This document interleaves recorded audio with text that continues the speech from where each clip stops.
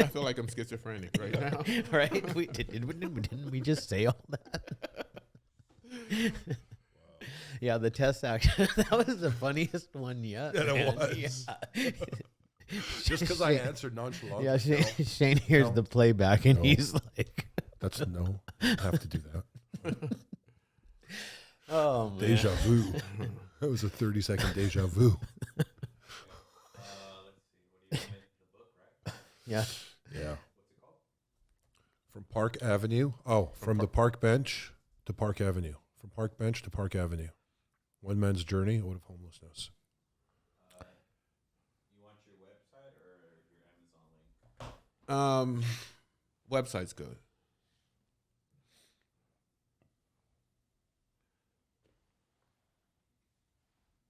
What are you doing, Shane?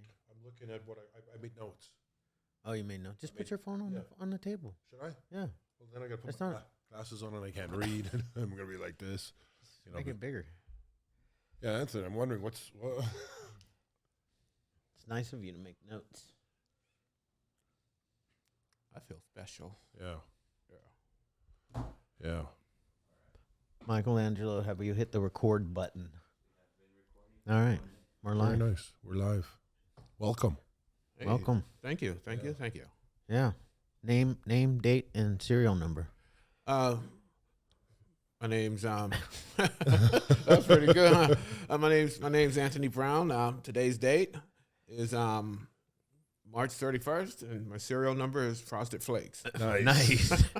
Nice. Good. I love Yeah. Frosted Flakes. Good one. You passed the test. Oh, thank you. I The vibe appreciate it. test. Yeah. Yeah. Okay. Yeah, that's cool. Hey, I am what I am. So 1999, that was a sobriety date. Yeah, March 29th. Yes, 29. a couple Oh, days ago. Yeah. Wow, good for you. Happy birthday. Oh, thank you. Yeah, that's cool. That's 24. 24. 24. Wow. Man, Yeah.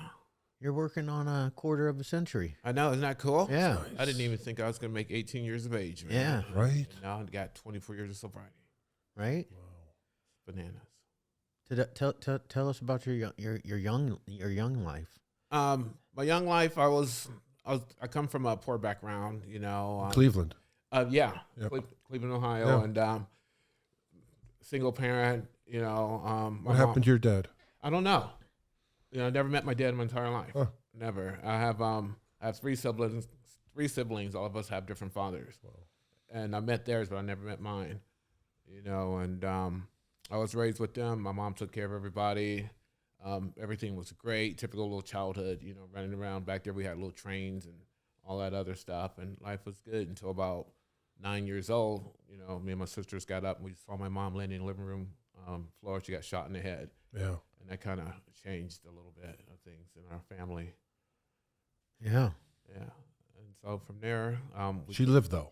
yeah, she survived. Yeah, she survived. Yeah, but she's changed. Her personality changed. Right. Quite a bit. Why was she shot? That's an unsolved mystery. Right. You know, we think, at least I thought for a long time it was the guy that she was seeing because he disappeared directly after that happened. And so I got to carry that resentment for a long time, Right. you know. And so she survived, and we moved from Cleveland to a small town called Steubenville, where I was actually born. And it took off from there, you know. By then I grew up. I didn't trust anybody. I was extremely violent because that's what I knew. You know, I've always been drinking since I was a little kid. My mom used to let me drink out the beer cans and all of that stuff. And, you know, so we moved to Steubenville, and the drinking continued. I remember I used to steal her gin from underneath the kitchen sink and replace it with water. Gin was my drink as well. It was nice. Yeah, it's a good drink. Not many people like to drink it. It's a strong one. Yeah, well, it's great for a 10-year-old, Yeah, true. you know. True. And it glows in the dark. Yeah, I know. I glowed in the dark. I was happy, joyous, and free, you know. and, you know, so I was doing that and replacing it with water Wow. and all of that stuff. Got transferred in 6th grade. You know, kids are kind of brutal when you're a new person in town. And so, but I already knew how to fight, you know, and so that was no problem. I drank gin, stayed drunk. That was no problem. And finally made it to the 7th grade, and that's when life got really interesting. You know, me and my younger sister, I remember we discovered that if you smoke Lipton tea, it smells like weed. so the first time I got high was Lipton tea.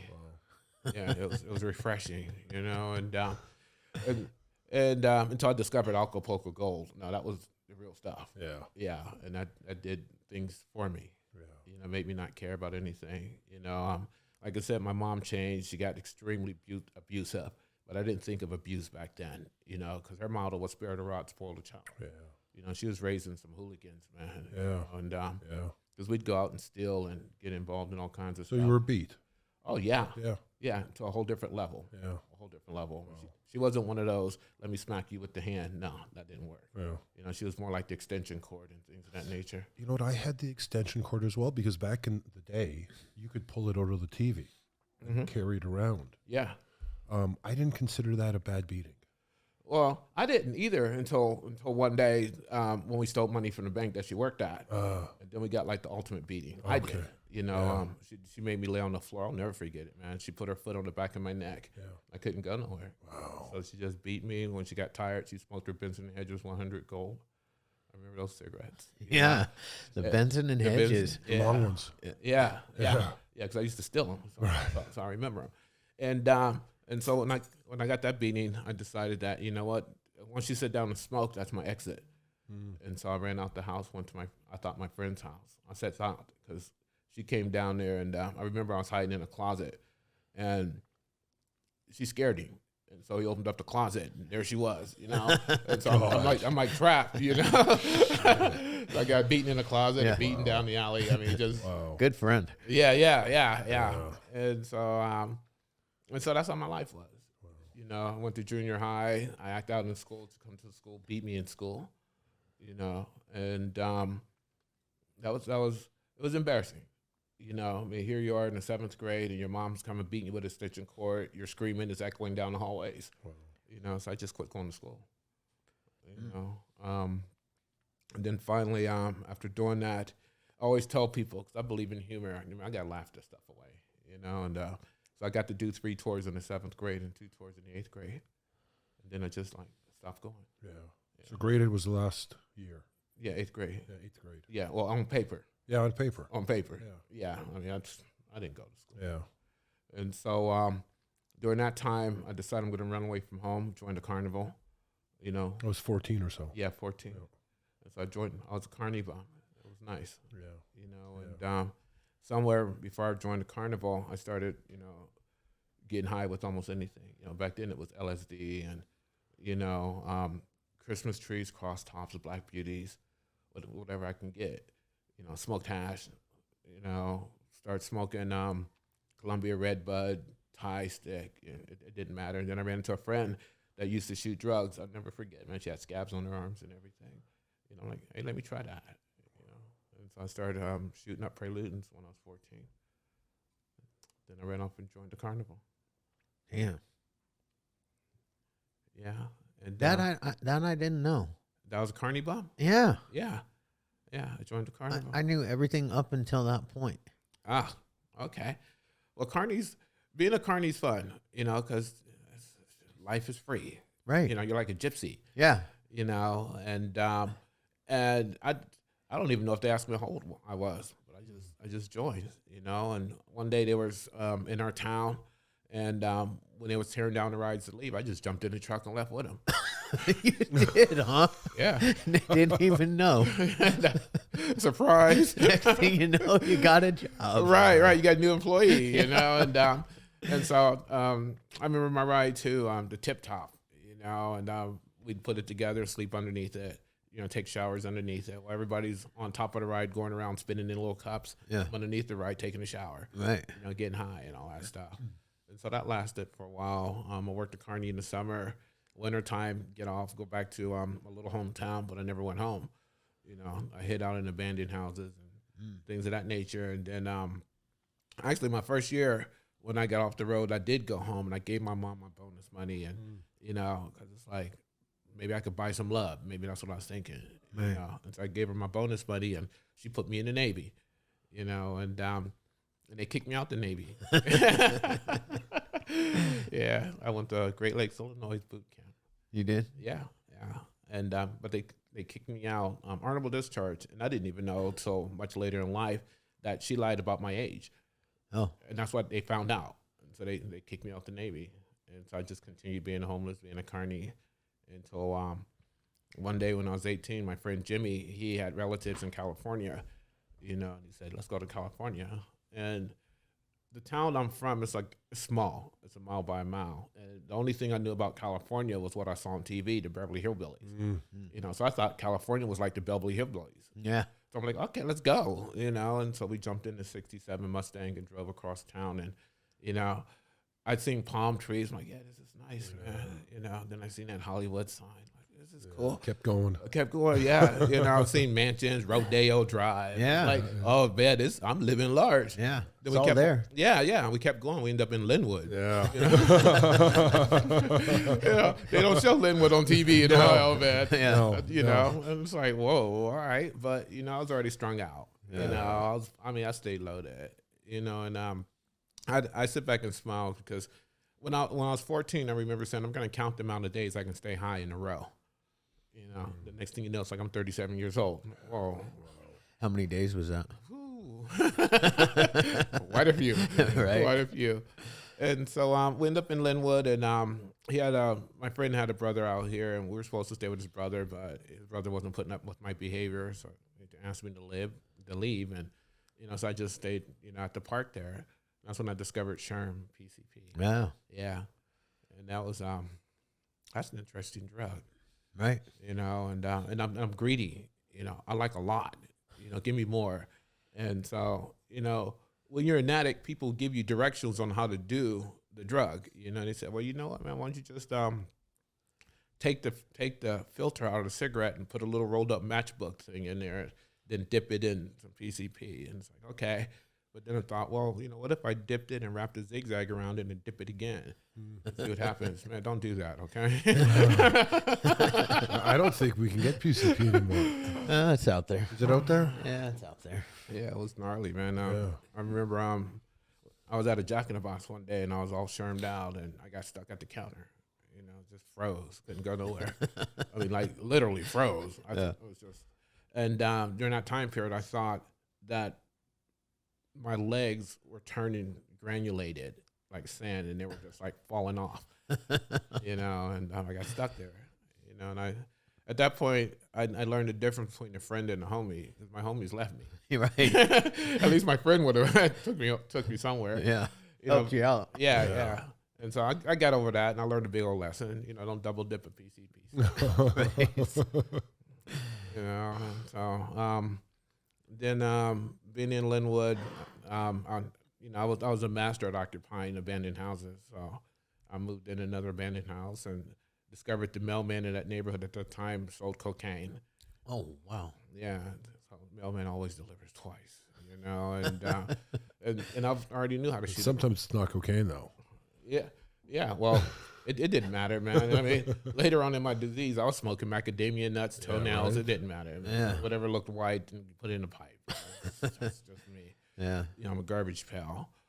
But he was bringing ether-based coke, and I was injected it, and everything was good, And then I got kicked out of that place, and somehow I was able to put together enough of a mindset, and I got a job at a Jack in the Box, And if you put for me, when I'm in my addiction, I'm gonna steal, and I'm gonna lie, I'm gonna cheat, I'm gonna do whatever it takes for me to feed that beast, and so. I'm at Jack in the Box, and I'm eating free food, which is cool. But then they allowed me to run the cash register. Yeah, and it's like, okay, opportunity. So I'm stealing out the register, stealing food, and I didn't know that they did this thing called inventory. Right. And so the heat was on, and I just decided to leave. So I transferred to another Jack in the Box in Costa Mesa. That's how I got introduced to Orange County. Yeah. And that Jack in the Box was interesting because I did the same thing. The only difference is at that time, the manager of that restaurant happened to like cocaine too. And so since I knew where to get it and he was happy with me getting it, then he allowed me to be his roommate, and with that came, opportunity. So he advanced me to be the shift lead. So I have access to all three registers. Oh, yeah. Yeah, it was nice, man. Yeah. And so, of course, I'm a creative thinker when I'm under the influence. So I decide I'm going to sell some drugs out the drive-through of that Jack in the Box. You know, so at one point in time, you could drive through it and order a burger in a bag and drive away with, you know, a jumbo jack and some cocaine. And that was good until one day, him and I was in his house, and you know, cocaine makes you paranoid. Oh yeah. And so him and I is in his house with all the doors locked, and you get him to go to the bathroom, and you know, I did his stuff.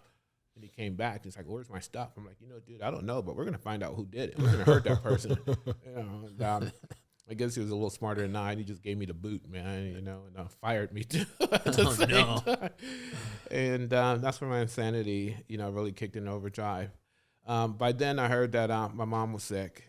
You know, and I remember. I mean, this was like 12 years later. I didn't even contact my family. I was telling people I don't have a family. You know, and somehow my brother got a hold of me, and he goes, "Hey, mom's dying." You know, and I'm like, "Okay, I'm in my disease." Like, okay, whatever she does. You know, and then she called me up. She goes, "Hey, I'm dying." I'm like, "All right, mom, love you too." The next thing I know, 3 days later, my sister called and said, "Hey, mom's dead." I'm like, "Whoa." You know? And so I, whatever resources I had, I flew back there and saw her. You know, and it was interesting because my family, I didn't know my family because everybody grew up. You know, my little niece that used to be 2 is now 16. You know, my older sister looked like my mom. My younger sister, I didn't even recognize her. You know, and so I did what I was supposed to do. You know, she died from stomach cancer, and you know, when I got there, it's like, what kind of drugs did they give her? You know, you know, and I'm looking in the medicine cabinet, and you know, things like that. It's like, and my family's, you know, we're all dysfunctional, and that's just the way it is. You know, and so, you know, I got through that and came back to California, and it was just to the wall. I didn't care. I had no rules. I really didn't care. So I just went full blown into, you know, dealing and all of that. I've already established my spot in Costa Mesa, Harbor and Wilson. Yeah. You know, and you know, back in the late '80s, early '90s, you would have seen me out there on the corner of Harbor and Wilson. You know, and it's really fascinating because High Signed is 2020. And back in Costa Mesa, back then, there was only 4 black people in that whole town. You know? Yeah. Right. And I was one of them, Yeah, you know?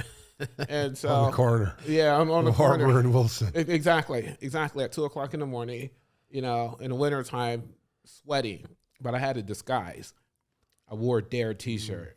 You know? It didn't work that well. You know? And so I'm out there on Harbor and Wilson selling drugs, and that's when I first got busted, and they sent me to the county jail, and I did typical 8 months and 20 days, got out of county jail, went back to Harbor and Wilson, and you know, got busted again. That's when they first sent me to prison. You know, and I'm sitting in prison going, you know what, there's a problem.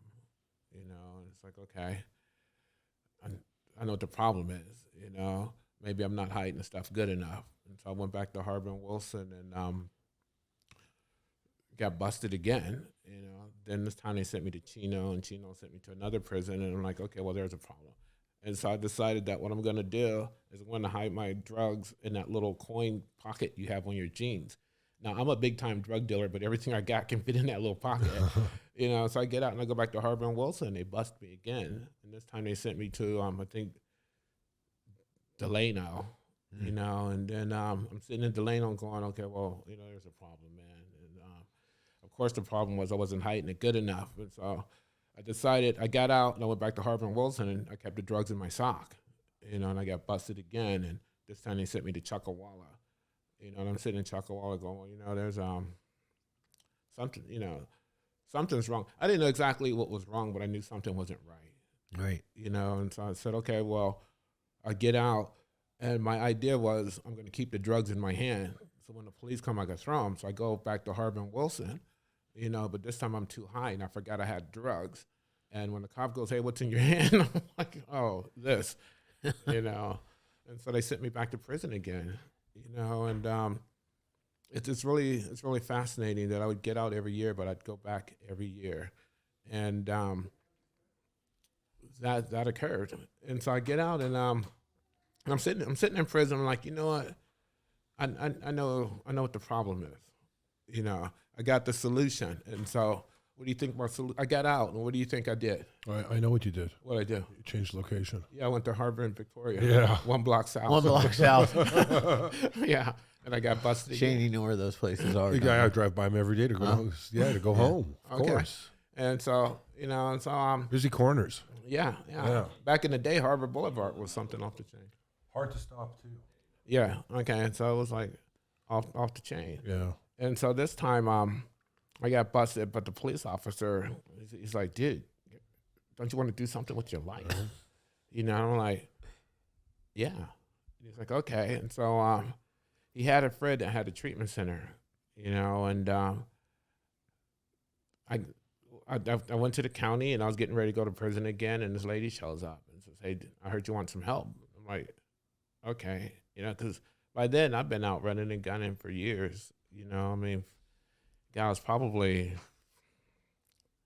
21 years out in the streets, you know, and I didn't trust nobody, you know. And so this lady shows up and she's all clean and everything, you know. And she goes, okay, if you want some help, you know, I'll help you. And it was Nancy. Yeah. You know, and I'm like, okay. And so I did a 2 month dry up, and then they released me, you know. And I thought, yeah, okay, here's my idea. I'm going to sell some drugs out this treatment center. Right. Because it's a good cover up, you know. And that's what I was thinking. But, you know, it's funny because they say you suddenly realize God is doing for you what you could not do for yourself. And a lady met me there, and they released me to her. And it was Jill. And she's like, dude, you want a cigarette? I'm like, what? You know, because I'm so used to people not being nice because I don't hang out in nice places. Right. You know, and here's this lady, it's like a total stranger asking me if I want a cigarette. I'm thinking, well, what do you want from me? You know, and I took the cigarette. She goes, you want some Chinese food? I'll never forget that, man. You know, she goes, you want some Chinese food? I'm like, well, what's really going on? And then they took me to this treatment. She took me to this treatment center. I said, do me a favor, dude.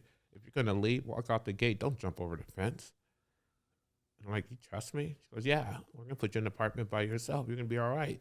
You know, I didn't know till much later the reason why they put me by myself because I had anger issues. And they didn't want me to be around people. And so I'm there for a while. You know, I'm doing good. You know, I'm like, okay, I'm going to give this a shot. You know, because it was different. It was weird. You know, because I did all that time in prison, and I go into this treatment center, and guys are running up saying, hey, man, let me hug you. I'm like, hold up, man, wait a minute. You know, I don't play that, you know. I ain't the one, you know. And but people was nice, you know. One lady, Marnie, she gave me a big old bag of cheeseburgers and a little coin purse full of quarters. I'm like, man, what is this? You know, and they just said, we're going to love you till you love yourself. And I didn't understand what that was, you know. And I gave it a shot, you know. And then after 30 days, I went to my first 12-step meeting. You know, it was at a Wednesday night men's stag at an indigent men's detox. And it was cool because I needed that place, you know. And I walked in, and, you know, since I've been around, you know, the 12-step program. Can I mention 12-step program? Yeah. Yeah, mention anything. What place did you go to for the first meeting? Charlie Street? Charlie Street. Yeah. Yeah. Yeah, you know. And I went in there, and I've been around AA in that treatment center, but I've never been to a meeting. And so I went to Charlie Street, and everybody was sharing. It was all happy. People were smoking and stuff. I'm like, okay, yeah, I want to be part of this. So I raised my hand. I'm like, hey, I'm Anthony. I'm an alcoholic. And I'm like, hey, Anthony. And I'm like, you know what? This treatment center is abusing me. And they're like, what? I'm like, yeah, they make me, I got to do chores, and I have to make up my bed. And, you know, I have to eat hot dogs. You know, that ain't cool. I done spent 21 years in the street, you know, and I had some adjustment problems, you know. And after I shared, everybody clapped. I'm like, this is cool, you know. And then the next guy stood up. He goes, hey, my name is Pete. I'm an alcoholic. And he looked at me and he goes, you're a whiny little bitch. Why don't you shut the fuck up? And I'm like, oh, all right. Okay. Didn't ask him to be my sponsor. Old school AA there. Yeah. He gave me you don't see that really. Do you still see that in there? Not really. No, a lot of meetings are all fluff. Yeah. You know, but I needed that. Yeah. I couldn't hear nothing else. I understood that. Right. You know, and then they just laid out the rules. They're like, look, dude, you can do anything you want as long as you're willing to pay the price. Right. You know, and I like that. Yeah. You know, I said, if you want to drink, here's a couple dollars. You're wasting time. I'm like, oh, really? And it's like, yeah, if you want to fight, go out in the parking lot. But once you come back in here, you got to make amends. I'm like, what? And I'm like, okay, cool. I like this. I fit in because I understood that. Right. You know, and, you know, next thing I know, this guy tells me about these 12 steps. And I'm like, okay. And I was willing to do it because I found a place that was different. It was nice and clean. People were nice. I found the rooms where people were just in my face and talk crap. And I loved that.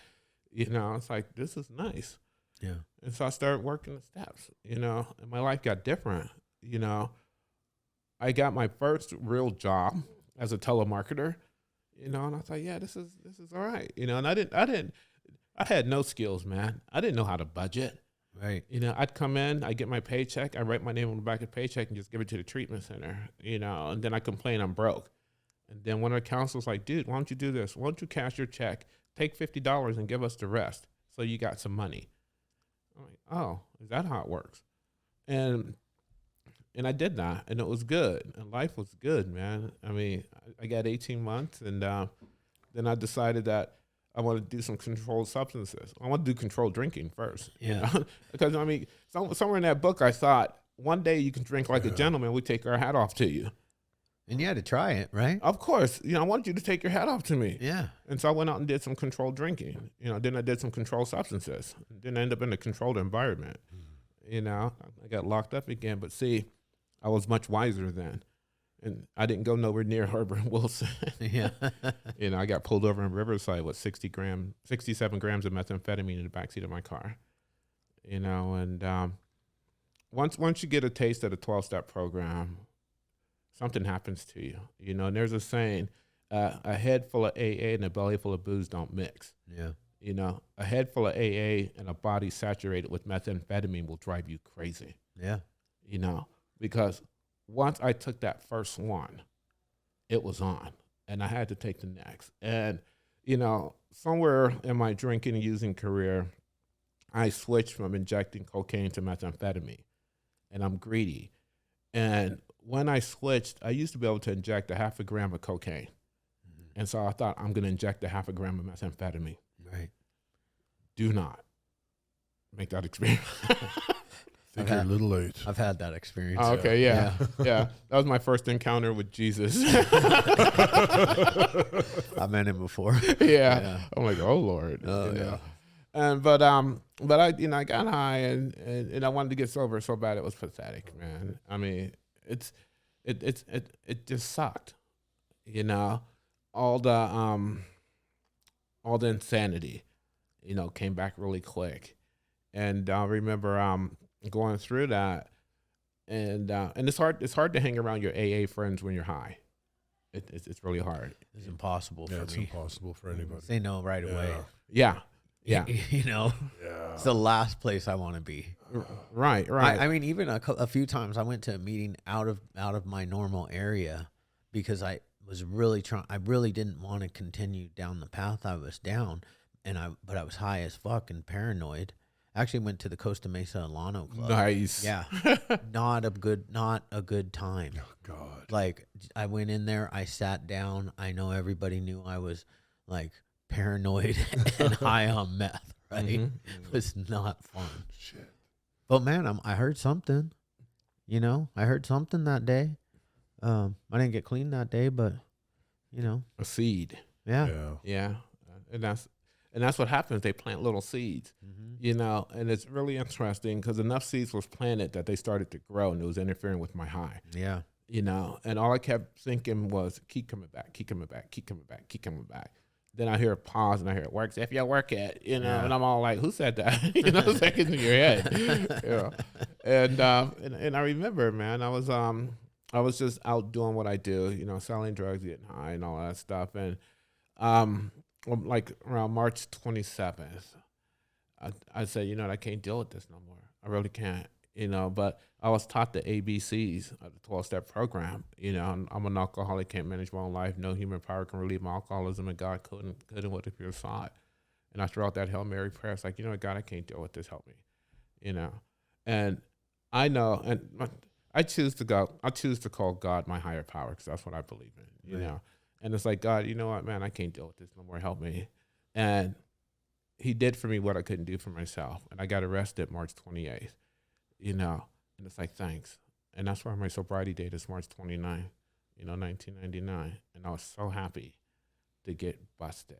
Right. I'm like, yes, I can do prison. I'm used to doing prison. That's nothing. But doing life is a challenge. And once I did that, and I finally got busted, I've already had a little AA in me. And it's like, I'm just going to run with it, And so I got released from prison and just been going, going. At 2 years sobriety, I was at the same park I used to get loaded at, and I was sitting at the bench, and I'm like, you know what, God, check this out, because I have a personal relationship with my higher power, I'll call him dude, God, whatever, he understands. Right. I'm like, God, check this out. I know cars run on gas, and I know this bench is solid. I know that for a fact. Prove to me that you exist, and I'll do whatever you want me to do. Now, be careful what you ask for. Because you just might get it. Exactly, and that was my first real spiritual experience. And it was like, and it's still, I believe that God reaches us in a way that's extremely intimate to us as individuals. And he comes to us in a way in which you would understand, but others may not. Right. And that moment when I asked, I remember laying back on the bench and the trees turned pastel and in 3Ds. And I looked around the bench and all these little animals were surrounding the bench. And I felt this calmness and this ease and comfort. And I got 3 directions at that point. Never hate anybody, don't intentionally harm anybody, and always finish what you start. That was told to me. And I just felt this comfort within me, and I just took off and ran with that. And next thing you know, here I am sitting here with you guys today. Right. Yeah. And I mean, you've done a lot since March 29th of 1999. You've done a lot. And you've leaped over hurdles that are almost impossible. Mm-hmm. Tell us about that. And you know what I'm talking about. I'm talking about your education. Yeah. I started out with an 8th grade education and a box of letters from prison. I got my GED in Orange County Jail, And so when I was told to finish everything I started going back to school again, and I started going to community colleges, and I got involved in the psychiatric technician program, and I completed that. And then I completed my general education requirements, and that ended up giving me an associate in science degree in psychiatric technology and an associate in arts degree in general ed. And I kept going to school, and then I applied to be a registered nurse. And then that's when I got my ADN, and I continued to go to school, and in the midst of school sessions, like in the summertime, I'd pick up another class. Next thing you know, I'm a CPR instructor. Next thing you know, I'm a certified addiction treatment counselor. Next thing you know, I'm developing treatment programs or aftercare support programs for treatment centers. And I'm just going to school, and it's really fascinating because I know God is still in the miracle business, and all I'm supposed to do is do the footwork and lead the rest to him. Right. I walked in with a bunch of felonies, and now I have a license to pass out medications, and people were like, dude, they're not going to give you your license. It's like, you know what? Step back. I'm doing what God wants me to do. And all I did was that, and I did jump through some hoops, When I went to get my nursing license, because I'm licensed, I have a psychiatric technician license and a registered nurse license. Right. And when I got my nursing license, they were like, "Well, we can't tell you if we're going to give you a license. You have to go talk to some board of enforcement or something, But we can't tell you if we're going to give you your license until you finish school." And I'm like, "Well, why should I pay for school if you're not going to give me the license?" But then I have to finish everything I start. Right. And so I finished school, and next thing you know, the board says, "Hey, look, we'll give you your license, but we have to revoke it and put you on probation." Yeah. And I'm like, "Probation? Dude, I could do probation." You got any parole? I mean, and it was cool, and so I did that. Then they gave me my license, and, I continued to go to school, and next thing you know, I'm going to Cal State Fullerton. I got my Bachelor of Science degree in nursing. And, in the meantime, I'm starting to work in places. I work for a treatment center. Then from there, I started working for a state facility, a developmental center, and here I am, this person with all these felonies doing all of this stuff. Yeah. and doors are just opening, you know, and things are happening. And I'm like, okay, you know, God's in charge. I'm just going to go ahead and do what's in front of me, you know, and I'm working for the state. Then I started working for this mental hospital, and after working in for a long period of time, they promoted me and made me the director of nursing at this hospital, and I'm still going to school, you know, and all of this is happening, and somebody said, "Dude, your story's interesting. Why don't you write a book?" I'm like, okay, you know. And so I'm thinking, I'll write a book and then just get like 100 copies and pass them around, you know, to people in meetings. I had no clue that my book would end up in Christine Devine's hands. And once it got to her hands, Dr. Drew seen it. Yeah. And I get a phone call from her saying, "Hey, Dr. Drew wants to talk to you." I'm like, okay, you know. And since then we've been friends. Do you know who Christine Devine is? No, I don't. She was news, right? Yeah, Fox 11 News. Fox 11 News. Yeah. Yeah. Was she the Orange County lady? I think she does mostly LA County LA and County? everything.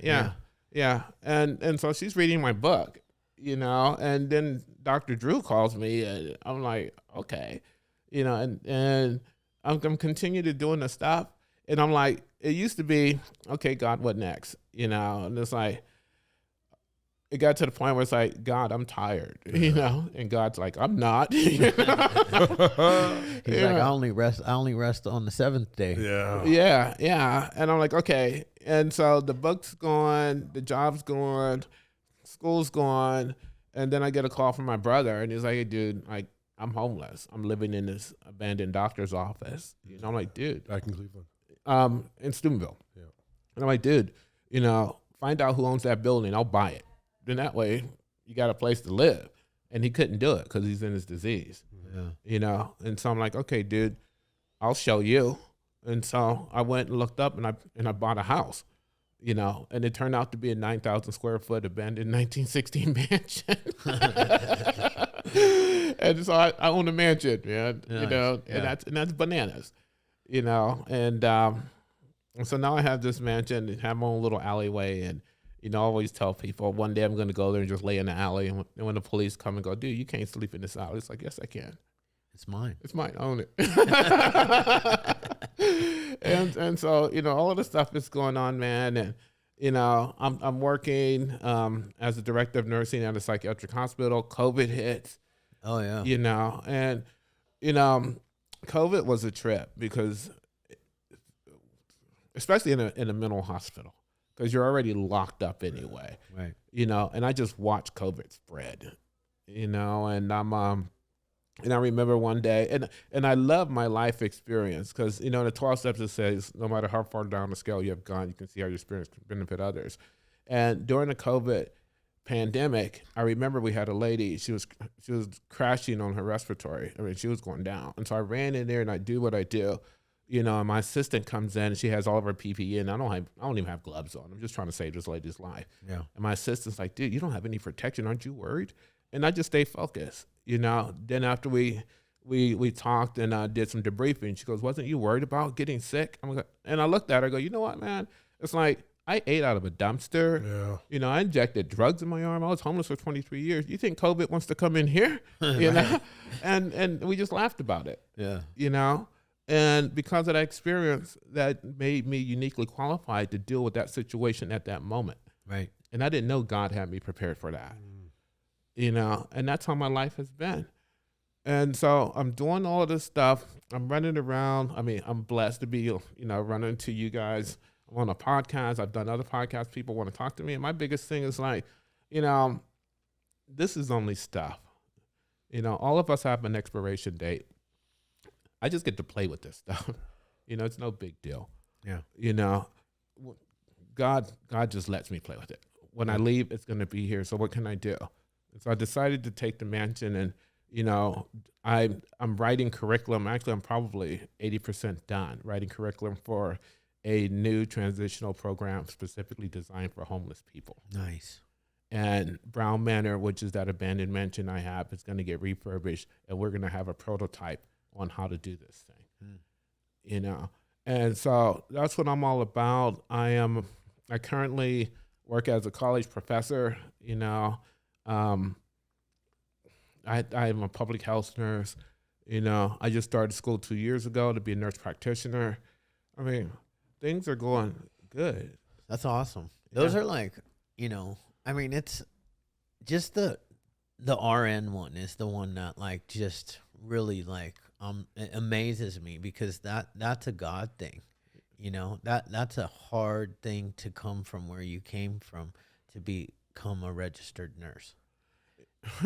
Well, it's funny. Statistically speaking, with my background, Yeah. I'm supposed to be either dead or in prison. Yeah. I'm not supposed to be who I am today. But God is in the miracle business. Yeah, he is. And God is funny because I always wanted to be a drug dealer, and He made me a nurse. Wait till you become an NP. Oh my goodness! Yeah, and exactly, and and again, this is just the gifts that I get for doing what I do. I believe in karma, and that's why I'm always like, whatever you need, I got you. Yeah. Because none of this is mine. And a lot of people I hang out with is like, dude, why are you giving away your stuff? It's like, it's funny because I say you give it away to keep it. Yeah. If I remove something from my hand, that leaves space for something bigger. Mm. And that's what I've been doing. Did you hear that one? Yeah. That's You know good me. stuff right there. Yeah. Huh? You know me. Yeah. Well, I love this. Yeah. Yeah, and that's. Shane's a big giver. Are you? Yeah. By nature. Yeah. Cool. It's a good thing. Yeah. It's a good thing. It's really interesting that every one of us in this whole life thing is all just small pieces of a puzzle. And when we do well as our piece and discover we fit somewhere else, we make this really cool picture. And every once in a while we get to see a glimpse of the whole picture, and then we're back off into doing our little puzzle pieces.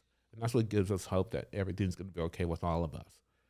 And so being able to perceive things as I perceive it, I mean, because I know all about the high cost of low living.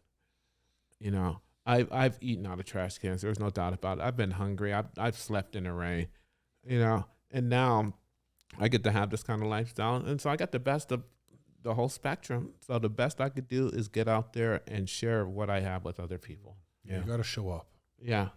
And that's why, I'm more than happy to do a podcast anywhere.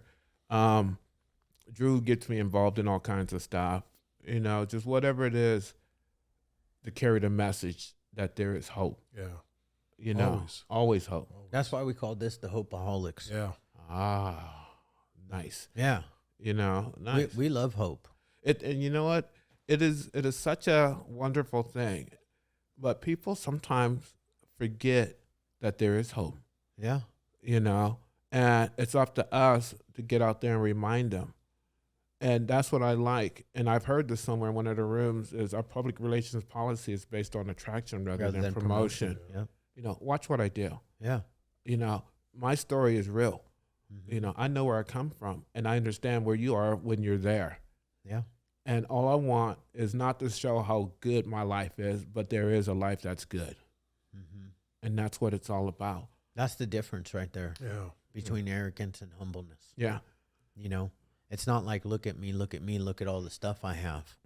It's like, look at what you can achieve. If you change your mindset, you change your life, you can have this life too. Mm-hmm. And it's not about like the fancy cars and the all of the monetary things. It's like that sense of peace. Like when I hear you tell your story, man, it's just like you did God's work.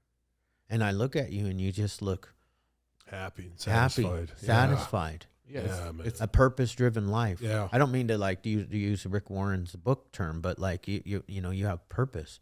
You found purpose. mm-hmm. And I love the fact that you're dedicating something to homeless people. Yeah. Because one of the things that the Hopeaholics has been doing is going around and talking to the homeless people right now, because this fentanyl crisis is insane.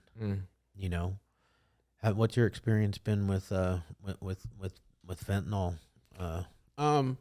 I got sober way before fentanyl got popular. Right. Okay. But my thing, when you look at the history of addiction, fentanyl is just a passing phase. We're going to get through this and something else is going to pop up. Yeah, I remember crack. Yeah, crack used to be something. Meth used to be something. At one point in time, alcohol used to be something. Right. So we go through phases. It's just things are getting deadlier, and people aren't being, I don't think, educated and supported.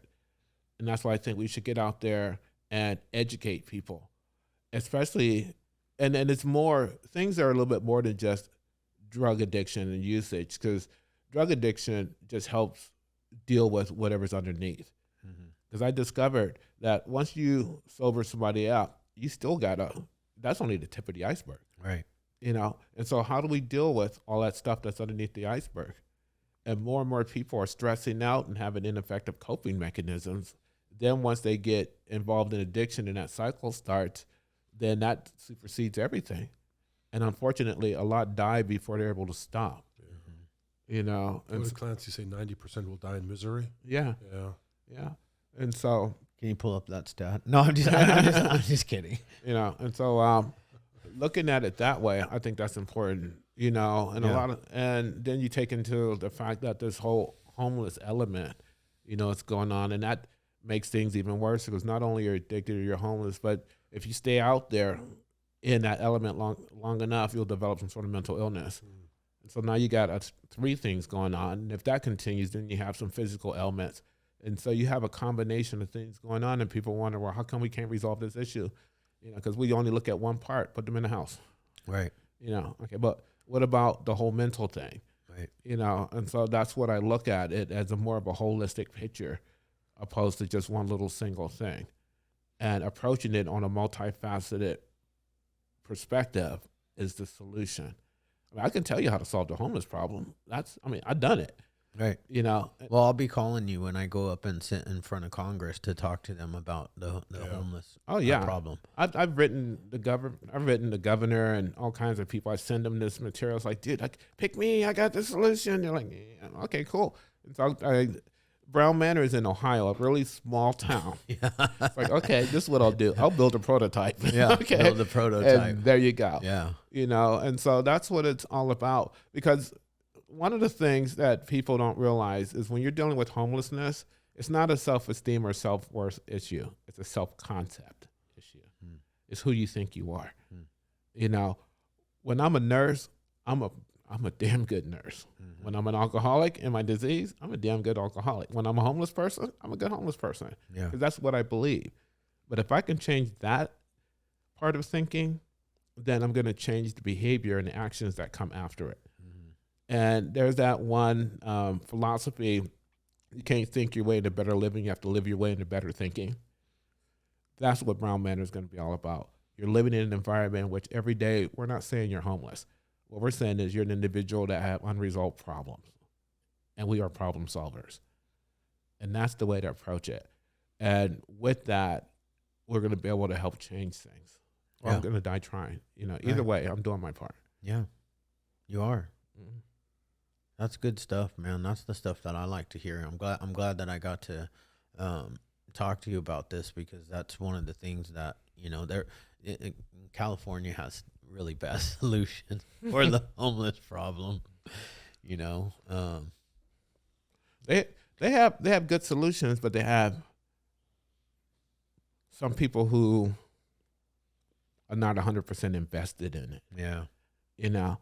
Unfortunately, people get addicted to money, which is sad, because it's not your money. I've never once in my entire life seen a U-Haul trailer connected to a Hertz.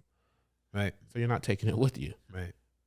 So why do you want it? Okay, yeah, it's great to have nice things. Okay, fine and dandy.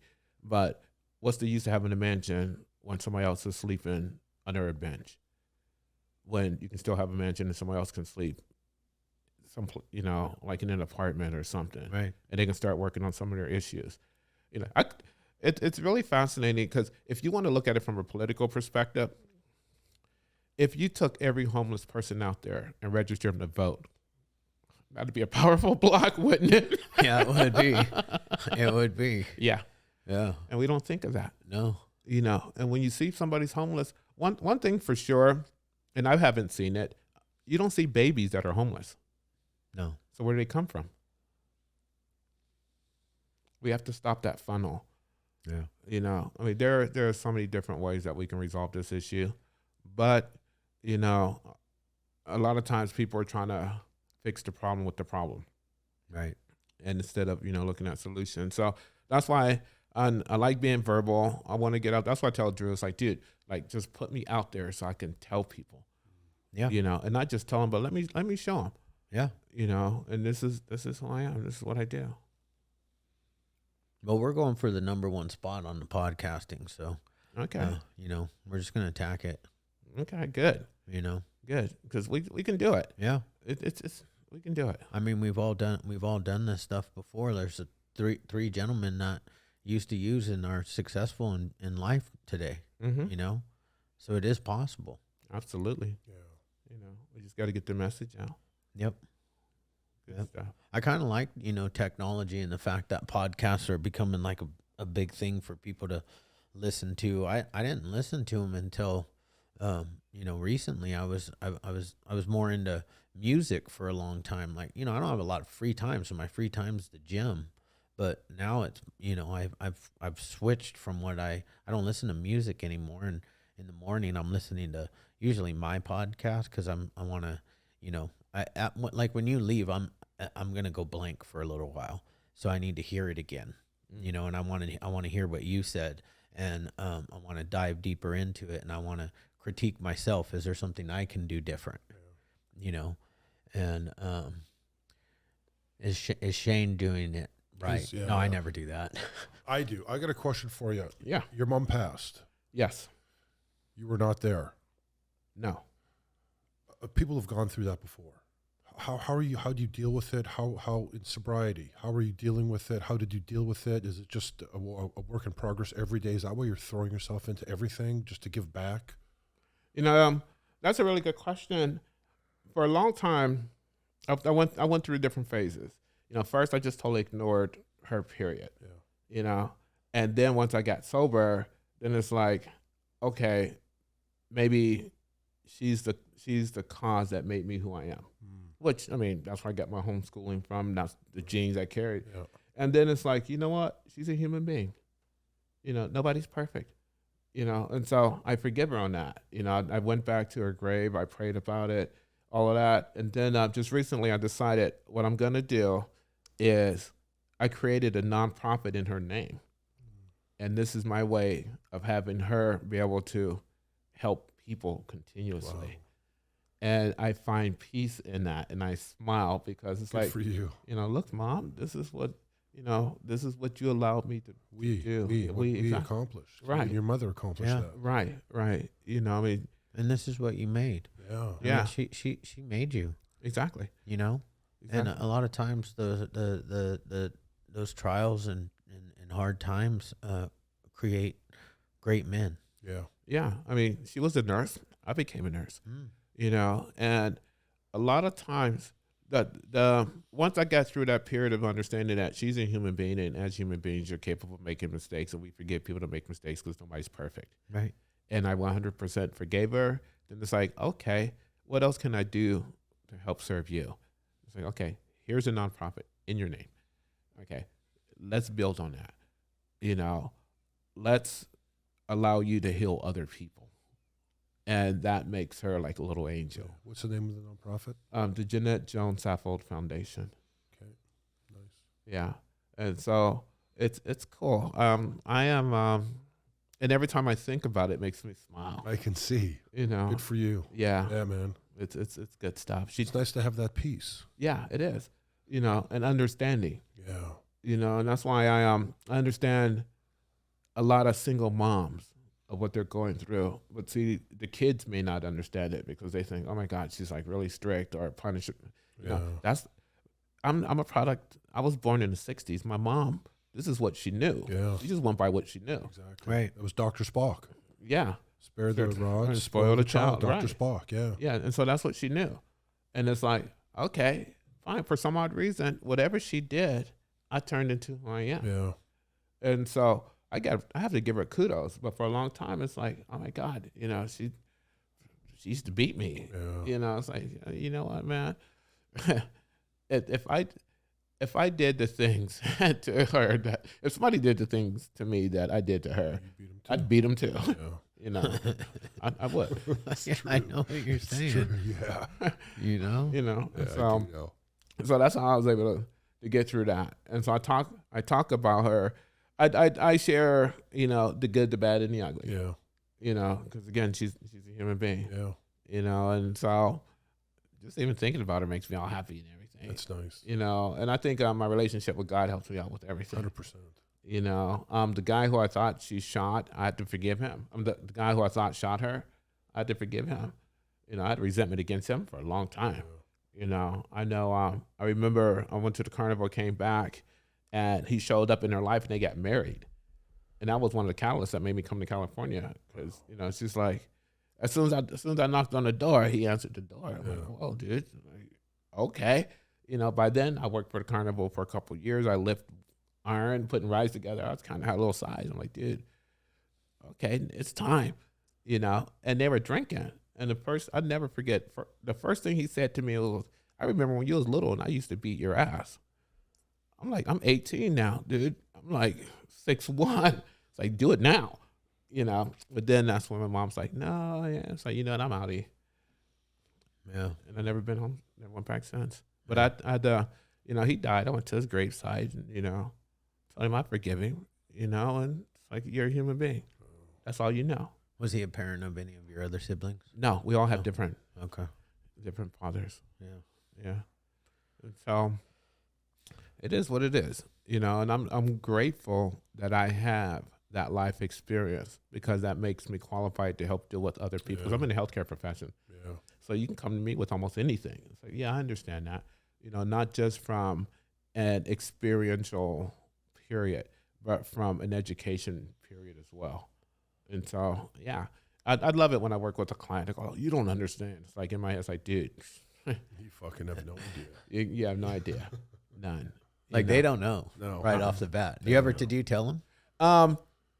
It all depends. Like I was dealing with the guy that had cancer once, and he was just giving the nurses a hard time, you know. And he had the big book. He goes, "Yeah, you know, I'm in AA. You don't understand this and that." And I'm like, "Hold up, wait a minute." I go, "You want me to give you the business?" You know. He goes, "Huh?" I go, "Dude, look." Then I just closed the door and I go, "You know, you need to sit down and shut the fuck up." Yeah. You know, I understand you're going through what you're going through. My heart is there. Okay, I'll give you whatever medication you want to take away your pain, but you cannot abuse people like you're doing. Right. Yeah, I understand. You know, it's like, doesn't it say somewhere in your literature that you'll cease fighting everybody and everyone someplace? Where's this happy, joyous, and free? Yeah. You know, where's this love and tolerance you're called to go, hold on, wait a minute. It's like, yeah, I read that thing somewhere before. You know, you want a sponsor? Call your sponsor. Who's your sponsor? You know, what do you know about a sponsor? Dude, look, you know, I have sponsees that's worse than you right now, so chill the hell out. He's like, oh, okay. And that helped him because we found a kinship, and I was able to help him walk through that situation. Yeah. I teach at a school, and I rarely reveal myself, but somewhere something pops out the crack, and so it's like, dude, like, I read your book. I'm like, you did? It's like, yeah. Okay, but you're still going to take this test and get a 75%. I don't care what you read. you know, stuff like that. And so it's cool. I have fun with it. Nice. How's your brother doing? He's doing okay. He says he's clean now. Yeah. You know, but anybody can say anything. Right. You know, but I'm going to go back. I have a lot of stuff. You know, and I try to help my family out. Mm-hmm. You know, and I told him, it's like, dude, it's like, you want Brown Manor? Okay, you can have it. But there's one catch. You got to put the work in to make it happen. He's like, oh, I don't know. So, okay, dude, adios. You know, I'm going to go out there June and see everybody, you know, and see what they're doing. I mean, I know my family. You know, the last time I went out there, it was like, oh, can you loan us this and loan us that? It's like, I don't loan family nothing. It's like, here, you know, see you later. Yeah. You know, because I have to set boundaries. Of course. I have to. Of course. You know, but again, like I say, none of this is mine. They can have it. They can have all of this stuff if they can manage it. Right. You know, there's no sense of me working really hard, giving you the stuff, and you just run it down to the ground. You know, we're supposed to use it to help other people. And so I hope he's doing better. He says he is. You know, but your actions speak so loud I can't hear what you say. Right. You know, don't tell me you're doing good and you want me to help you get your jewelry out of pawn again. You know. Yeah, I've been there. Yeah. Yeah, that was ugly. Yeah. Yeah, I've been there too. Yeah. Those days are horrible, man. bro. You save a little money to go back to the pawn shop, and then I never made it back. I did. You did? I did. I made it back. I was in Utah. I made it back to Cali to get some stuff, and on the way back from Cali to Utah, I just pawned it again. Yeah. You know, and then I never made it back. Huh. See, Good intentions. I used to just pawn your stuff. You know, 'cause I didn't have anything, man. Usually that's the reason why I never went I- and got it back, because Yeah. it probably wasn't mine in the I first never place. Right. stole. I was not a good criminal. I just never, couldn't. That's a good thing. Yeah. You know, I was a horrible drug dealer, Oh, me too. you know? Me too. I was probably the worst drug dealer on the planet. I'm always amazed when somebody like actually uses and they actually are a good drug dealer and they have a home and they, you know, I don't know. Does that ever happen? I don't know. It doesn't last long. Yeah. Ever. Does it? Ever. It doesn't last long if you're dealing drugs out of a home. Huh. You're always going down. Yeah. I mean, Yeah. I never seen anybody like Scarface. You know, I don't see that. Scarface ended pretty terribly as well. Yeah, he did, but at least, you know. He had a good 10 years. Yeah. Good 10 years. He had a good 10-year run though. Yeah, a good 10-year run. Yeah. Yeah. Yeah, you could have quit earlier. I had a good run. I never got there though. I mean, No. I'm that drug dealer that how can I sell you something that I don't know what it is? And so I got to test it. And Right. once I test it, It's then off. yeah, it's. I mean, I just hope I got enough to be able to sell and re-up again. I know. You know, Yeah. Never works out. it never worked out for me, man. I'm not a good drug dealer. I'm a good addict, but I'm not a good drug Yeah. dealer. Good addict. Me Yeah, too.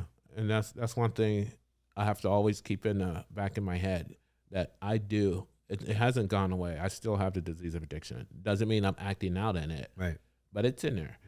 You know, and so if I have that first one, then it's going to kick in that whole craving thing, you know. But having an addictive personality is a good thing. I mean, I went to school for 20 years. Yeah. You know, I got addicted to education. Yeah. I got addicted to work, you Yeah. know, Yeah. things like that. But you still have to have a balance. But I can't put a drug in my body. I mean, I mean, what for? All that stuff, you put that drug in your body, all that stuff that you have, Goes it'll away. be gone. It's Yeah, gone. Yeah. gone. Yeah. You'll Everything. be back on Harbor and Wilson. If I make it, Yeah. If you make you know, because I'm a nurse now. yeah. It's true. Yeah. Yeah. Catch you in the bathroom with that blue liquid cocaine. Yeah. I'll hang an IV bag. Yeah. You know, and it's on and cracking. Yeah. I'll die. Yeah. Oh, yeah. I'll die. And I think God would just bring me home. It's like, dude, That's enough. come on. You know, you're done. You know, and so I don't want to do it. And if I get high, everything turns into a gigantic cocaine coupon. Yeah. You know, my house is gone. Gone. It's Oh, yeah. gone, you know, up in smoke. Oh yeah, and you'll sell it for cheap. Cheap. Oh, dude, I'll let you live in it if you can help me pick up. You know, then when I go to jail, you know the rest. Yeah. You know, here, take my car and go get it for me. Okay. I'll be right back up to these messages. Right? Yeah, I play out the whole scenario. Yeah. That's a good tool. Playing the tape all the way through. Yeah. Yes. You know, you get that thought of wanting to get loaded, and you know what are the consequences? What's tomorrow like? Because the initial like, oh man, that would feel so good, right? Mm-hmm. And you can't get stuck there Right. because that's only gonna last for a minute in time, Yeah. Mm-hmm. and then the next thing you know, it's just. And I can attest to this. Yeah. You know, and you can actually attest to it because you did have 18 months Mm-hmm. and you decided to try to control drink and then use. Right. SWAT And- team showed up. Yeah. Pretty And how much. grateful were you? Did you know? How'd you know that? Yeah, actually, I knew you left out one part of your story because I've heard it before. Which one? Where the house got Get raided. You want to hear that one? I during my first 18 months of sobriety, at this treatment center, they trusted me, so they allowed me to manage a sober living. Yeah. And so I'm managing the sober living. Then all of a sudden, it's like, I finally got to that dream. It's a good idea to sell drugs from here because it's a good cover up. And I had to make amends for this, and it was kind of sad. But at one point in time, I had a bunch of baggies or something in my clothes, and I was washing my clothes, so the baggies was floating in the washing machine. Yeah. And one of the residents came up and go, dude, somebody's getting high in the house. I'm like, what? Why you say that? And he goes, look, and I lift up, the washing machine. There's all these baggies floating on top. I didn't have the heart to tell him those are my clothes. But and that you were run, no good at that. dude, and that You were run just no happened. good. Yeah, and then when I got busted in Riverside, Yeah. man, Joint Task Force raided that sober living home, Shit. and everything in my room, because I was sober living manager, was all behind locked doors, and they found all that stuff. Wow. And I had to, I had to contact that lady, Nancy, and tell her that I got busted. And she's like, I know you did. They raided my house. Oh, And she still helped me out. yeah. And that's like, I mean, at the end of the day, see, it's that story right there that makes me know that Nancy's heart is always in it. Yeah. it is, she's the real deal, man. Yeah. I mean, She's tough. oh yeah, there's no doubt about it. Don't try to BS her. Yeah. I mean, she'll call you on your stuff in a heartbeat. In a second. Yeah. Yep. And I love that. I love that kind of recovery. You got to get in my face. Don't let Yeah. me get away with nothing. And Yeah. she It's old school, man. I like the old school recovery. I don't like the fluff. No. You Yeah. know? Would have never worked on us. No. No. No. no. No. They told us to, sit down and shut up Yeah. Exactly. when I got here. Yeah. Yeah. You ain't got to like it. You do it to get out. Yeah. Yeah. That's it. Do what I say. Yeah. Yeah. We don't Yeah. care about your My feelings. guy told me the same thing. You can do anything you want if you're willing to pay the consequences. Yeah. Everyone pays the Pied Piper. Oh, yeah. Don't matter who you are. You want to play, you got to pay. Right. That's life. And they even say, they used to say, I mean, they probably still say it, that part, but like, you can do anything you want. You can chase the girls. You can do this. You can do all the things that people do in the 12-step program. But you're going to pay a price, You're going to pay it. Yeah. That's what I tell the guys I sponsor. It's like, if you don't want to listen to me, do you? Get your own experience. Right. Yeah. You got to get your own experience. Yeah. Then sometimes, experience is the best teacher. Yeah. But I like the easier, softer way. I when it comes to that, Now you do. When Oh, it yeah. comes to that type of learning experience, I would rather learn from you today. Exactly. Yeah. Exactly. Like, you did it. Oh, you tried it and it didn't work. Okay. Mm-hmm. I used to be like, you tried it, didn't work, but you didn't do it the way I would do it. Right. And if I'll do it better, and it'll work. Yeah. But never did it work for me. No. Yeah. That's the similarities. That's why we become united. That's where we become similar. Mm-hmm. I We all thought end up there. when after I had 9 years clean and sober, right, and I decided to get loaded one day. Just for one day. I was just gonna get loaded once. Okay. I went and picked up a 1/4 ounce of meth There you go. one time, right? I mean, it was gonna be a whole weekend, Oh, okay. of Okay. course, but because one time was one session or whatever. I don't know what you want to call it. but one binge. Right. Yeah, that woke up the biggest monster ever, Mm-hmm. and I struggled for the next 5 years until I met you. Ah, Yeah, after I met you, it's been nice. it's been an adventure. Yeah, And it's really cool because, again, we're all connected somewhere. yeah, It's like here we are in full circle. right. Right. I had no idea you were coming on the podcast because he contacted you, and then he was like Anthony Brown's coming on. I'm like, that name sounds familiar. Can you show me his picture? And he's like, this guy right here. I was like, I know that guy. I know him really well. Yeah. As a matter of fact. Did you have flashback on Thursdays? Oh, No yeah. BS. Yeah. That's some bullshit. Yeah, it's and the cool part is once we get together, people see that there is life. Yeah. A lot of times people think, well, if I'm going to get clean and sober, am I going to have any fun? Dude, you have no clue. Yeah, right. None. I mean, I've done things I never could have thought of. Man, I have the best time of my life every day. Yeah. Like every day. I mean, not every day is what do they call it? Rainbows and unicorns. Right. It's not that, but every day's good. Every day is really good. Yeah. In comparison to what it was, Mm-hmm. holy shit! I never had a good day back Right. then. Like, waking up in the morning and just being like, oh, it's Yeah. I don't have to grab anything Right. except a cup of coffee. I know. It's like, where am I? I know. God, just close your eyes and reach for stuff Yeah. to get up out of bed. I used to keep a loaded syringe in my right beside my bed because or I'm lying. I didn't have a bed. Okay. I'm like, you got a bed? Yeah, where it was usually in my shoe from by wherever I fell asleep, and that's how I woke up. Mm-hmm. I would fall asleep. I wouldn't even like get up. I would still be laying down, and I would get high, and that's how I woke up. Jesus. Yeah, It's crazy. it really is. Yeah. That's crazy. It's insanity. Yeah. That's what it is. Insanity. It's nuts. Wow. You know, That's- what's more insane is now that we have this experience, if we do it again, Yeah.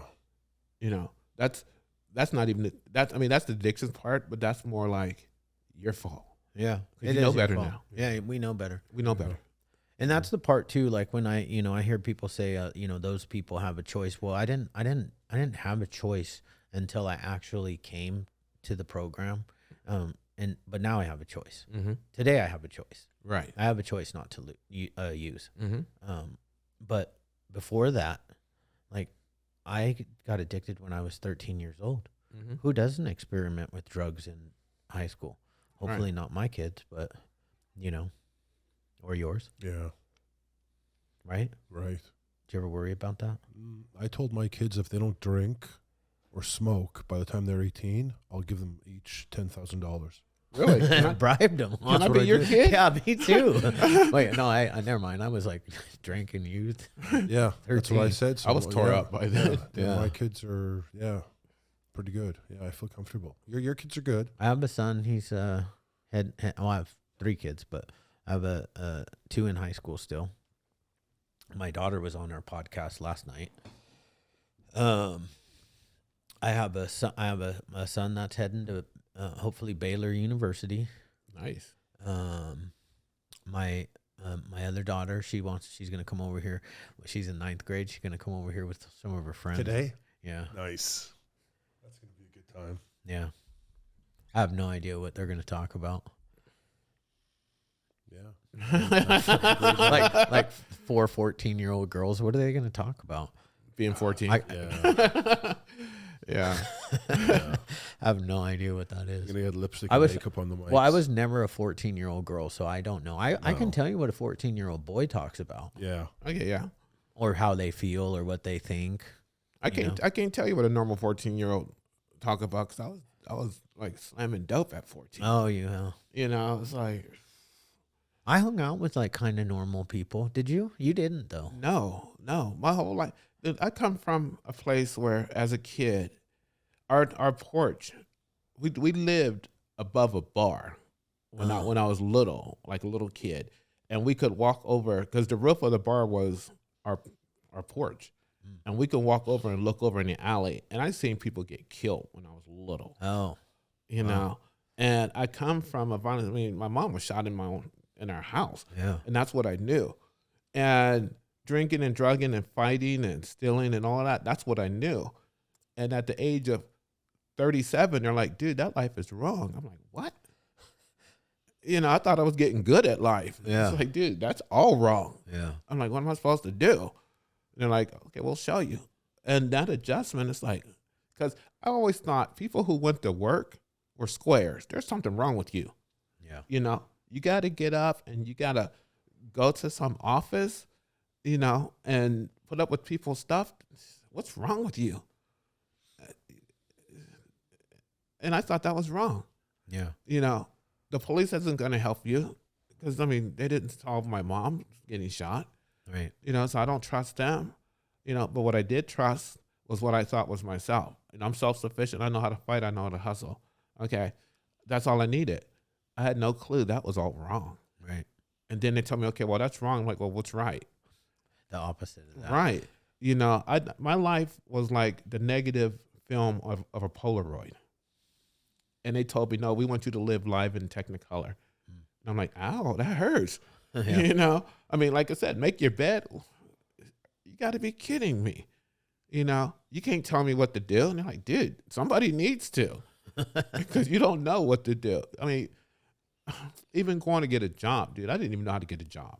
Yeah, me either. You know, I mean, I literally didn't even know about applications or nothing. I was 22 when I got my first job. Yeah. And that's Structure men's clothing store. my first job was telemarketing. Yeah. That's rough. I wouldn't have done, I was too shy for telemarketing. I mean, that's what they told me to do. It's like, you got to do something, you know, because I didn't even want to leave the treatment center. Just let me cut the grass. Yeah. You know, because I didn't trust myself outside those walls. Like, no, dude, you got to get out there in society. You know, now I was just reflecting. I've been sober 24 years. I've never been without a job. Right. You know, and I've kept. I worked for one company for 15 years and made it up to director of nursing. You know, I mean, I don't even know what it's like to be unemployed. Right.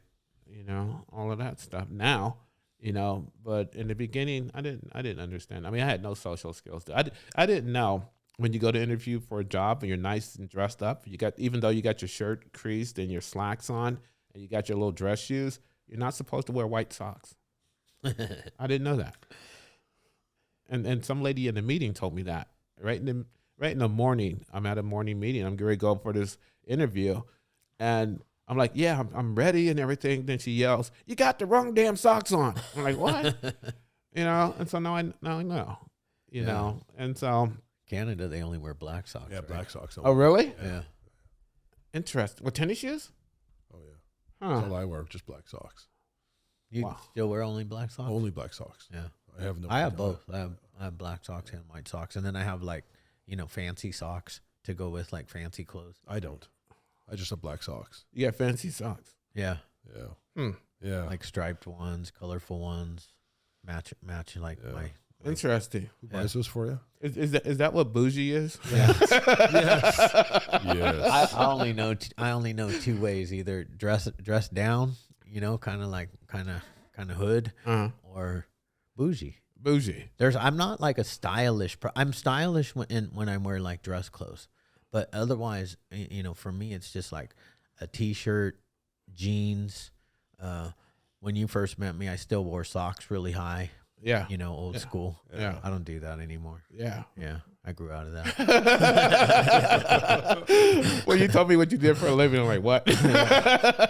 Yeah. That's interesting. Yeah. But yeah, this all. I mean, because I'm, you know, you play the part that you are in society, you know, and as a professor, you know, I look like a professor, but giving me to my own habits, man, most of my clothes are all tattered and everything. Yeah. You know, people would tell me in the room, it's like, dude, you look like a bum. It's like, that's fine. I won't get robbed. You know? Let's pull up his stuff though, real quick. And talk about did we talk about the book at all? You got a book Yeah. from Park Bench to Park Avenue. One man's journey out of homelessness. See, that gives people hope, man. Well, that's me. That's you. Yeah, look at me. Look at my tie. Is that bougie? That's bougie. Is that that's, bougie? That's what I'm talking about. I made right it, there. man. Yeah, You made it. Yeah. Where's the bench picture? Scroll down. There we go. There we go, huh? That's There a we good go. day. yeah, That's that's a the good book right there. People can buy it on the website. Anthony Howard Brown. Oh, you put your whole name in there. Yeah. You know, when I wrote the book, I told my publisher that I wanted to go under a pen name, and she goes, "No, we want people to know who you are. We want people to see that this is real." I'm like, okay. And so I put my name out there, you know, and it's. I mean, if the world doesn't know about me, I mean, who cares anyway? I'm just a name, Right. you know. And it's funny, my name is so common that, yeah. When I was working, HR they contacted me and go, "Dude, you lied on your application." I'm like, "No, I disclose everything." They're like, "No, you didn't tell us that you committed a murder." I'm like, "I never committed a murder." And they're like, "Well, we looked up Anthony Brown." I'm like, "Oh, Jesus." You know, it's like, you know how many Anthony Browns there are out there? There's a lot of Anthony Yeah, there's a lot. But That's like John Smith right there. right. But yeah, that's me. And again, like I say, that's a good thing. And I just noticed I spelled homeless wrong. And hungry too. You just noticed that right now? Yeah. That looks like some mess writing, doesn't it? Oh yeah. You put Hummels. Hummels. Yeah. Hummels and Hungary. Please help. Yeah. God bless it. Is there 2 S's on the God bless? I don't know. I probably ran out of English. Ran out of room. Right. Yeah. Well, that's funny, man. That's funny. Wow. What a difference there. Good for you. Yeah. And one of the writing that book was pretty interesting because I've learned the secret to writing is you have to transfer your feelings and your emotions of the time of in the book. Oh, there's me again. Hey, I once had nowhere to go, but yeah, that's another book. yeah, and that's actually that's an animation that we showed in Hollywood. That book is an actual script to an animation. Oh, nice. Yeah, and that's just a little Reader's Digest version of that. But when I was writing that book, I had to go back through time and feel what I was going through to transmit that feeling in that book. And I mean, I had some nice little emotion. It was very cathartic. I mean, I had some nice little emotional roller coasters. Oh, there's Brown Manor. Oh, that's the Brown Manor? That's Brown Manor. Yeah. Yeah, play the video. What'd you say? Go ahead. It's kind You of cool. said not that video. I heard you in cool. my ears. That's Brown Manor. Every life has a purpose. This is the story of Brown Manor. Why am I hearing that? Oh, that's my phone. I was like, why am I hearing that? Disheveled, dirty, desperate, and different. Just a few of the words that describe my 23 years living as a homeless young man on the streets. A product of alcoholism, beatings, separations, racism, and abuse. These led me down a dark path of addiction and incarceration. Somehow, through the stench and desperation, I found God. Someone had thrown away a Bible in a trash can, and the pages were covered with food and fluids. I painstakingly peeled each page apart to clean and dry each of them, similar to what God was doing in my own life. I found hope. I found peace. I found a new way to live, and yes, even forgive. I was broken, but broken people can mend. I was given a fresh start, a new beginning. I started a new journey of recovery, and soon I was free. Maybe this is what drew me to this dilapidated house, a house I come to call Brown Manor. I saw my life as this house, a house that was dank and dirty, a house that needed to be repaired and restored. It was a neglected house, one that used to be full of life. I wanted to bring life back to that house. This is how the story of Brown Manor began. I scraped together down payment with the help of some friends and carefully began putting the parts of that house back together again. I wanted to create a home for the homeless, those with no place to go, where the cheerful good morning greets them at breakfast each day. A community resource center to bring hope and healing from addiction, anger, and mental illness. This is Brown Manor, a place where physical, mental, emotional, and spiritual healing is possible. An oasis for people who are weary and want to give up. And so, Brown Manor is under construction, but I need your help to make this dream possible. We are looking for people who want to make a difference and donate to build this home for the homeless. I've also written my book in a story called From Park Bench to Park Avenue. The proceeds will go towards getting Brown Manor ready for the community. If my pain can be used to change even one life, then I willingly use my experience to lift up another. At Brown Manor, we believe it's a hand up, not a handout. Nice. I like that. I like that ending, the hand up, not a handout. Yeah. Yep, that's Brown Manor. Yeah, Good for man. you, brother. Yeah. Good for you, This man. is really Wow. good. Thanks for Yeah. coming in. Yeah. Shane always makes us do the fist bump. Okay. Yeah, what a Boom. life. What a life. Yeah. What a life, man. Thanks a lot. This was really Yeah, good. really good. Okay. Really good. Thanks a lot. Hey, I appreciate it. You know, I really do. It's, again, just goes on that thing. You never know whose lives you're going to touch and how it comes back in the future. Yeah. I feel blessed sitting here with you guys today. Yeah. Yeah. Thank you. We Touched. feel the same. Yeah, we do. Absolutely. This is a great one. Yeah. Yeah. Awesome. Okay. Woo. Did you get a picture of us?